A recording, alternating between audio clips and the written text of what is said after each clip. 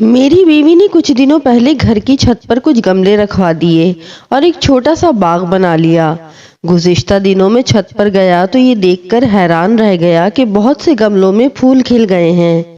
लीमू के पौधे में 2 लीमू भी लटके हुए हैं और 2-4 हरी मिर्चें भी लटकी हुई नजर आ रही थीं।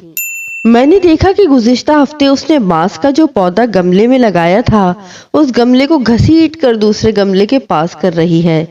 मैंने कहा, तुम इतने भारी गमले को क्यों घसीट रही हो? बीवी ने मुझसे कहा कि यहाँ ये बांस का पौधा सूख रहा है, इसे खिसकाकर इस पौधे के पास कर देते हैं। मैं हंस पड़ा और कहा, अरे पौधा सूख रहा है तो खाद डालो, पानी डालो, इसे खिसकाकर किसी और पौधे के पास कर देने से क्या होगा?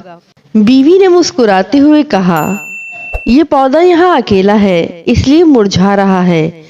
इसे इस पौधे के पास कर देंगे तो ये फिर से लहलहा उठेगा। पौधे अकेले में सूख जाते हैं, लेकिन उन्हें अगर किसी और पौधे का साथ मिल जाए तो जी उठते हैं। ये बहुत अजीब सी बात थी। एक एक करके कई फोटो आंखों के आगे बनती चली गईं। माँ के मौत के बाद वालिद साहब कैसे एक ही रात में बूढ़े हो गए, बहुत बूढ़े होते चले गए। अगरचे माँ के जाने के बाद 16 साल तक वो रहे, लेकिन सूखे हुए पौधे की तरह।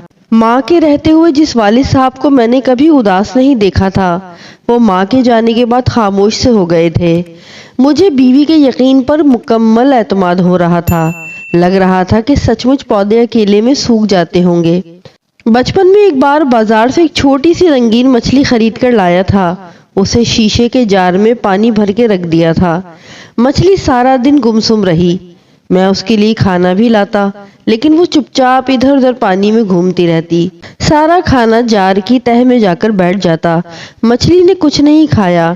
2 दिनों तक वो ऐसे ही रही और एक सुबह मैंने देखा कि वो पानी की सतह पर उल्टी पड़ी थी। आज मुझे घर में पाली वो छोटी सी मछली याद आ रही थी। बचपन में किसी ने मुझे ये नहीं बताया था। अगर मालूम होता तो कम से कम 2 या 3 या बहुत सारी मछलियां खरीद लाता और मेरी वो प्यारी मछली यूं तन्हा ना मरती। मुझे लगता है कि दुनिया में किसी को तन्हाई पसंद नहीं। आदमी हो या पौधा, हर किसी को किसी न किसी की जरूरत होती है। आप अपने इर्द गिर्द झांकिए, अगर कोई अकेला नजर आए तो उसे अपना साथ दीजिए, उसे मुरझाने से बचाइए। अगर आप अकेले हैं तो आप भी किसी का साथ ले लीजिए। आप खुद को भी मुरझाने से रोक सकते हैं। तन्हाई दुनिया में सबसे बड़ी सजा है।